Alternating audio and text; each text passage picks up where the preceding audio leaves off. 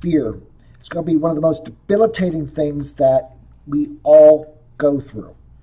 It seems the moment you come up with a decision to make a change or to go after something that you really want out of your life, all of a sudden fear rises up.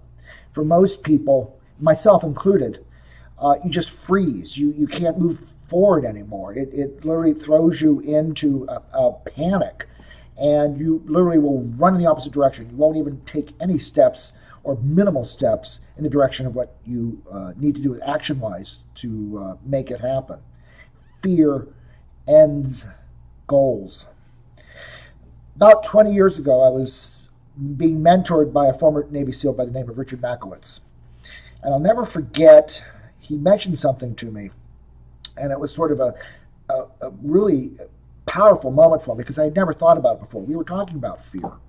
And we were talking about how the body and the mind just freezes when it's confronted with it, whether it's physically or even just mentally. And we were talking about some scenarios that he had gone through when he was in the teams, and he was formerly in Team 1. And he readily admitted he felt fear. But he was tasked with something. He had to do it anyway. It didn't matter whether you were feeling fear or not. You had to do something.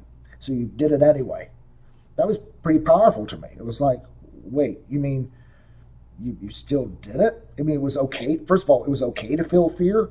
And then there's actually a way forward through it. And really, it came down to this.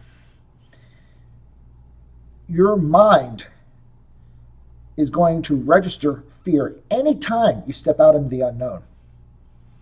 It's your job not to hide from it, not to run from it, but to understand, take a step back and take a moment to understand what that fear is telling you. Is it, first of all, telling you that you're unprepared for the task that you're undertaking, and it knows it, and it's warning you. And in that case, you address that by making sure that you're adequately prepared, that you're doing what you need to do, that you have trained properly to take over the task or studied or whatever it is that you need to do, pack, whatever, that you've got with you the tools that you need to make it happen. So sometimes fear is there as a warning. More often than not, though, it's just that you're stepping into the unknown. And at that point, really his advice, and what I'm going to share with you, is you just gut it out. You just have to be okay with being uncomfortable and being in that space of feeling fear. It doesn't feel good. It's not comfortable. It doesn't feel like it feels like you should run and hide, but you don't. You do the action. You do what you need to do at that moment, at that day. The next day, same thing happens. You do it anyway. Next day, same thing happens. You do it anyway. And that continues on until suddenly you start noticing you're not feeling it quite as strongly. Suddenly, fear is still coming up, but just now feels mildly uncomfortable. And then all of a sudden, you start to notice you're not feeling it at all. But that only comes through the doing.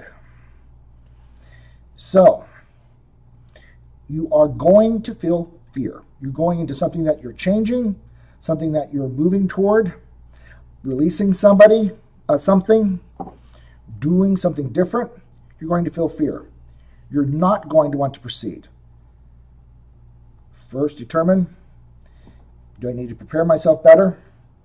And secondly, if that has been taken care of, you proceed anyway. Even if it's just a small step, do it. And keep doing it. Eventually, it will get better.